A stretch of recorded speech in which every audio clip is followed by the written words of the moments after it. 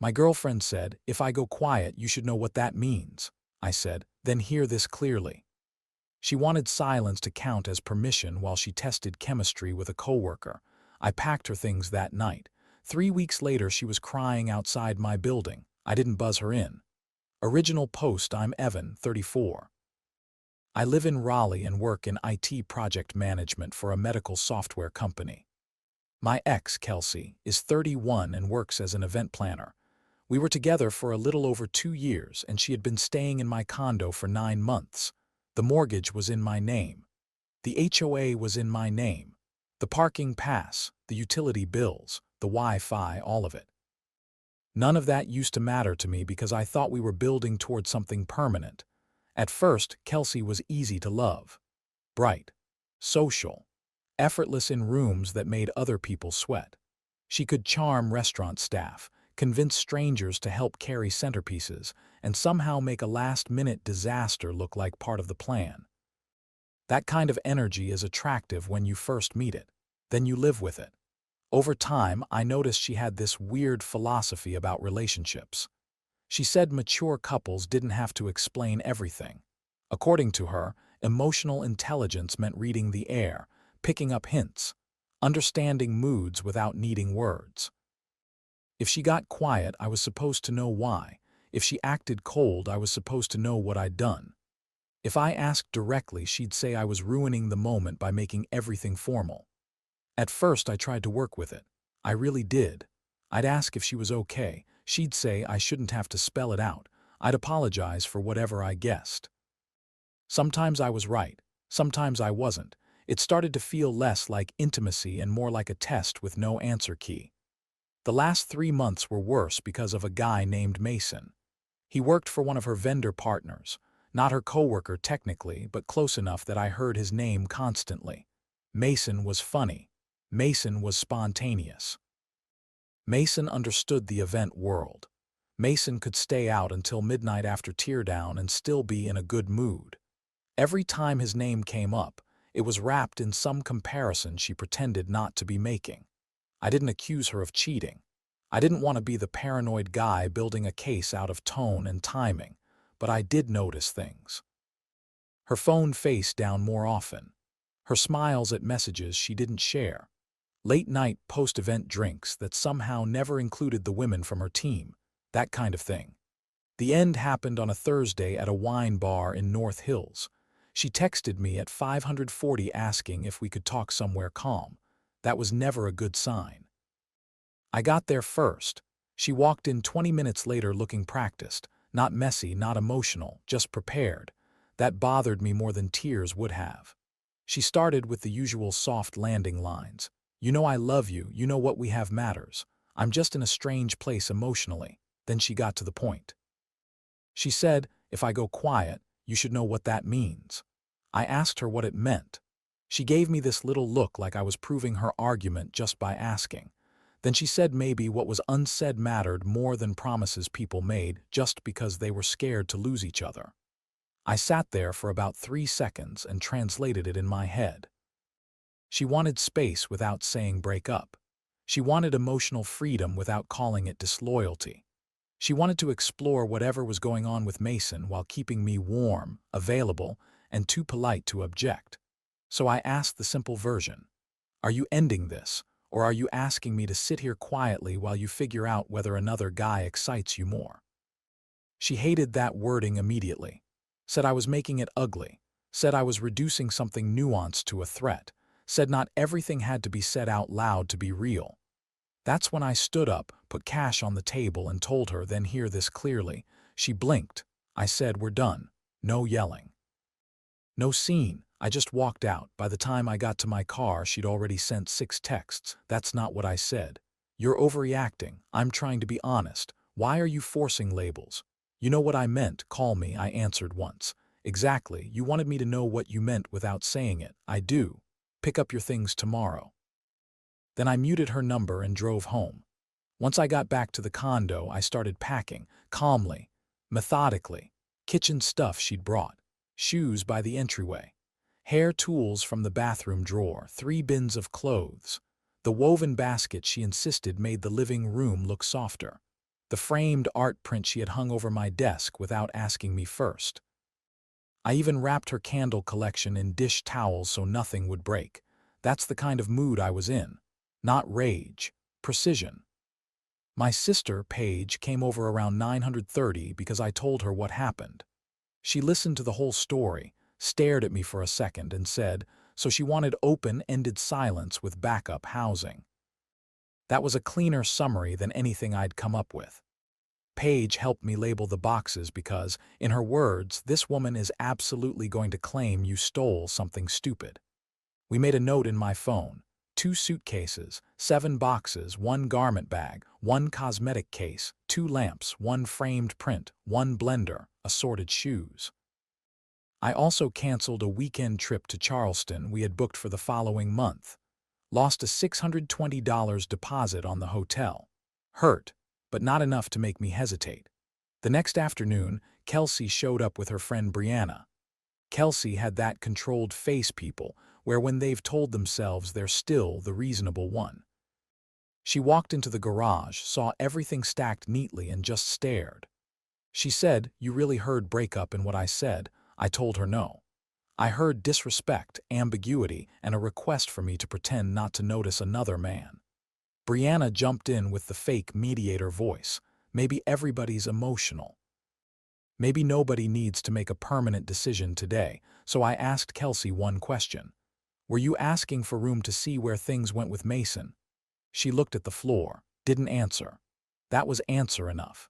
She started crying then, not because the relationship was over, because the script had broken. I was supposed to chase clarity out of her silence.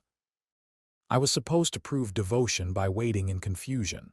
Instead, I made her live inside what she implied. She asked if 2 years really meant so little to me. I said they meant too much for me to finish them by acting like I had no self-respect. They loaded the car. She asked if we could talk in a few days. I said no. She asked if I was seeing someone else. I said that wasn't her business anymore. Brianna gave me a disgusted look like I was the villain for refusing to stay available. Then they left. That night, Kelsey texted one more thing. You were supposed to understand without me saying it. I didn't answer. That was the last quiet moment I had for a while. Update 1: 4 days later, Brianna texted me from an unknown number. Kelsey is devastated. She never said she cheated. She just needed you to understand her. I replied once. I did understand her. That's why we're done. Then I blocked that number too. After that, Kelsey started posting vague little heartbreak performances online. Not direct enough to get called out, but obvious enough for anybody who knew us. Notes app quotes about being punished for honesty. Mirror selfies with captions like some men only love the version of you they can control. A picture of a hotel lobby from one of her work events with the line, "Not everything broken is meant to be explained." That last one made me laugh, because yes, some things didn't need explaining. Like why a woman in a relationship suddenly needed a philosophy of silence and plausible deniability. I stayed off social media after that. Went to work, ran in the mornings, started lifting again after work, slept better than I had in months. At my job, I got pulled into a major implementation project that had gone sideways. I like fixing broken systems. People are harder, software is easier. 3 weeks after the breakup, my director told me I'd be leading the rollout full-time if I wanted it. It came with a $7,500 bonus and a path toward promotion by summer. Amazing what happens when your energy stops leaking into relationship riddles. Then the accidental run-in started, first at a coffee shop near my office. She walked in 3 minutes after I sat down, smiled like it was fate, asked if we could talk for 5 minutes. I said no and left with my drink. Then at Harris Teeter on a Sunday. She appeared in the cereal aisle wearing the old UNC sweatshirt she used to steal from me. Same move, same line. 5 minutes. I said no again. Then at Quail Ridge Books on a Thursday night.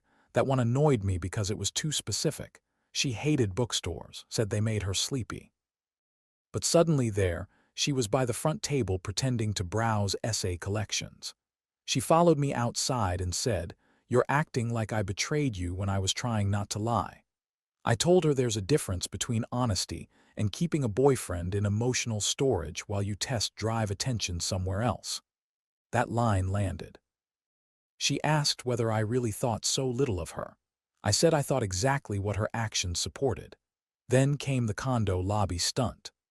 One Saturday evening, I got back from the gym and found her sitting on a bench near the mailboxes wearing my old gray hoodie from college.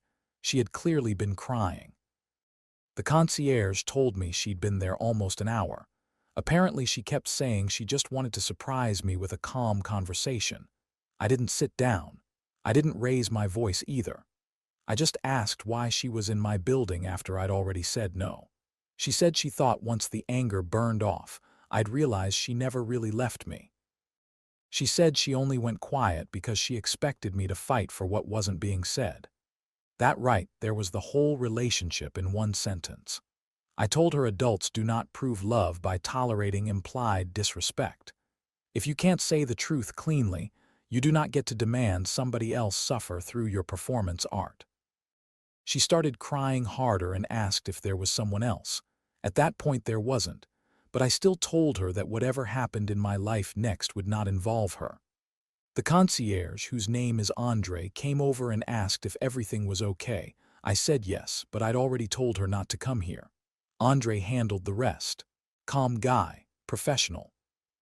He walked her outside while she kept turning around like maybe I'd changed my mind on the last step. That same night, a guy named Trevor messaged me on LinkedIn. He worked in events and apparently knew Kelsey through Brianna. His message, I don't know the full story, but Kelsey seems heartbroken. Maybe one conversation would clear up what went unsaid. I sent him a screenshot of her original text and wrote back, nothing went unsaid. She just wanted me to do the work of pretending it hadn't been said. Trevor never replied. A few days after that, I met Lauren through a coworker's game night. Lauren was a physical therapist, low-key, funny, and refreshingly direct. She asked questions, and then actually answered mine. No coded pauses, no emotional scavenger hunt. We only talked for maybe an hour, but I remember driving home thinking how strange it felt to be around someone who used words like they were for communication instead of leverage. Update 2, once Kelsey realized guilt and tears weren't getting me back into position, she escalated. It started at work.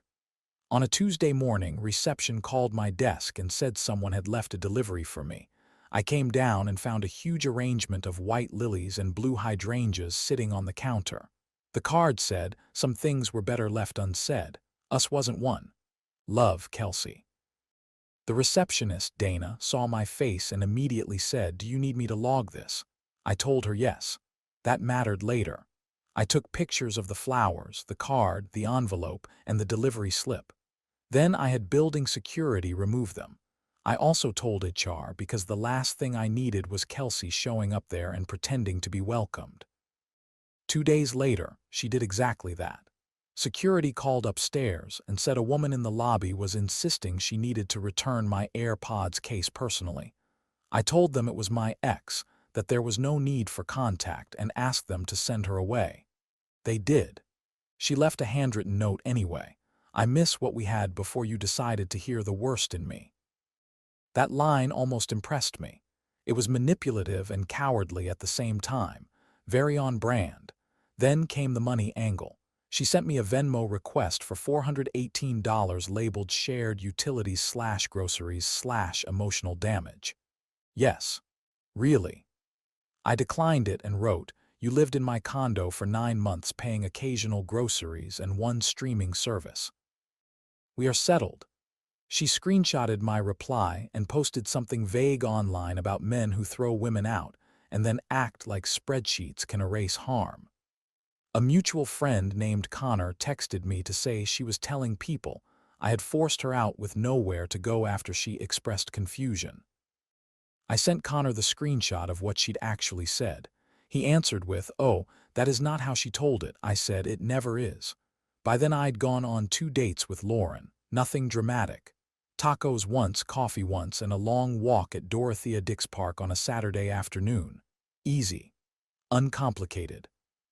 She had this way of listening that made me realize how starved I'd been for simple honesty. Kelsey must have heard about Lauren through somebody, because the next escalation came fast. At 11:30 on a Friday night, Brianna called from a new number and said Kelsey was in urgent care after a panic attack and kept asking for me. The story had just enough detail to sound rehearsed. She named a clinic in Cary. So instead of rushing over like an idiot, I called the clinic directly and asked if a Kelsey had been admitted. No Kelsey, no record, no panic attack. I texted Brianna back, "Do not contact me with fake medical emergencies again." She answered, heartless, "No, careful." The following week, Kelsey's mother, Sharon, called me. I almost didn't answer, but I did because I figured this could either calm things down or tell me how bad they were getting. At first, Sharon sounded sympathetic to Kelsey. Said she'd heard there had been misunderstandings. Said Kelsey felt I had taken one emotional conversation and turned it into abandonment. I told Sharon, as calmly as I could, that if she wanted, I would forward exactly what Kelsey had written and the messages that followed. Long silence. Then she said, "Send them." So I did. 40 minutes later, Sharon called back sounding like a different person, not fully on my side but no longer defending nonsense. She said, "I didn't realize she was expecting you to interpret all that instead of answer it directly." I said that was pretty much the whole issue. She sighed and said she'd speak to her daughter. That bought me maybe 3 peaceful days. Then Kelsey showed up at a restaurant while Lauren and I were out to dinner. She was wearing the dark red dress I bought her for our last anniversary, which I'm sure was not an accident. She walked straight to the table, ignored me, looked at Lauren and said, "You should know he only moved on this fast because he can't stand being alone with what he did." Lauren didn't flinch. She just said, "You need to leave." Kelsey laughed, reached for the water pitcher like she was moving it aside, and tipped it hard enough that water spilled across Lauren's lap and all over the table. That ended it. The manager came over. I told him I wanted police involved. Lauren stood up, calm but furious. Kelsey started crying immediately, claiming it was an accident and that she just wanted clarity. Police arrived, took statements, and issued her a criminal trespass warning for the restaurant. 2 nights later, I got a voicemail from a blocked number. "I can see your TV on. I know you're home. Please stop pretending I'm dangerous." That was the moment the whole thing shifted from exhausting to serious. I filed a police report the next morning. Then I paid a local attorney $450 to send a cease and desist letter. My attorney, Melissa, told me plainly that if Kelsey ignored that after the restaurant incident and the voicemail, we were moving to a protective order. Kelsey ignored it. She emailed me 4 paragraphs under the subject line, "What you never said back." Half apology, half accusation. She wrote that silence between people who loved each other was sacred. She wrote that I had weaponized literalness. She wrote that if I had just read her better, none of this would have happened. I forwarded the entire thing to Melissa. By the end of the week, we filed. Final update: the hearing was about 6 weeks after the original breakup. By then, I had a full evidence folder, screenshots of the first messages, photos of the flowers and note, Dana's statement from reception, the lobby incident logged by Andre, Brianna's fake urgent care texts, Sharon's call log, the restaurant trespass report, the voicemail transcript, the cease and desist letter, Kelsey's email about silence being sacred. It was a lot. Court makes everything look smaller than it felt while you're living through it. All that chaos ends up flattened into paper timestamps and a bored clerk calling your last name wrong. Kelsey came in dressed like she was interviewing for a nonprofit job. Soft blue blouse, minimal makeup, hair tied back. Her attorney tried to frame the whole thing as heartbreak and crossed wires. He kept saying there had been a meaningful relationship, that emotions had run high, that my ex had only wanted closure after an abrupt separation. Melissa stayed simple. She told the judge Kelsey proposed an intentionally ambiguous relationship downgrade tied to another romantic interest. I refused it, and Kelsey then contacted me repeatedly through third parties, my home, my job, and public places after being told clearly to stop. The judge read for a long time. Then he asked Kelsey directly whether she had left me the voicemail about seeing my TV on. She admitted it. He asked why she had gone to my workplace after security had been informed, why she had approached my date at a restaurant, why a friend had reported a fake medical emergency to pull me back into contact, why she continued after a formal cease and desist. Kelsey cried. Said she panicked when she realized I was serious. Said she had thought I understood her better than anyone. Said she only wanted one real conversation. The judge looked down at the papers again and said something I wish I could frame. If a person has to guess whether they are still in a relationship, they are already being treated unfairly. And when they say no, no more guessing is required. Then he granted the order. 18 months, no contact, 300 feet from my condo, my workplace, and my person. No third-party contact except through counsel if absolutely necessary. Outside court, I didn't feel triumphant, just lighter. Like somebody had finally named the thing I'd been carrying. Kelsey never wanted mystery. She wanted deniability. She wanted room to act single while still being protected like a girlfriend. And when that failed, she wanted sympathy to erase consequences. A couple quick things after that. My director officially promoted me in July. The implementation project finished on time, and I moved into a senior program role with a bigger bonus than expected. Paige took me out for burgers to celebrate and said, "Funny how life gets clearer when you stop dating riddles." Lauren and I kept seeing each other. Slowly. Normally. She still jokes that one of the greenest flags she ever saw was me sending one direct text instead of 6 loaded silences. She says adults who want something should probably say it. Revolutionary concept. And Sharon. She sent me one short voicemail about a month after court. Didn't ask for anything. Just said she was sorry for her daughter's behavior and that nobody had the right to expect mind reading in place of respect. That was the last thing connected to Kelsey I ever received. So here's what I learned. What's unsaid can be meaningful in a good relationship. A glance across a room. A hand on your back. The pause before somebody tells the truth. But unsaid is not a substitute for honesty. It is not a shelter for disloyalty. And it definitely isn't a free pass to keep somebody emotionally parked while you explore better options. If someone says, you should just know what they mean, pay attention. Sometimes they're not asking for connection. They're asking for control without accountability. I heard Kelsey clearly in the end, not when she talked about depth. Not when she talked about nuance. Not when she cried in my lobby or outside the courtroom. I heard her when she asked me to live inside uncertainty for her comfort. That was enough. If you faced something similar or you think Evan handled it right or wrong, drop your opinion in the comments. Subscribe, like, and share if you want more stories like this.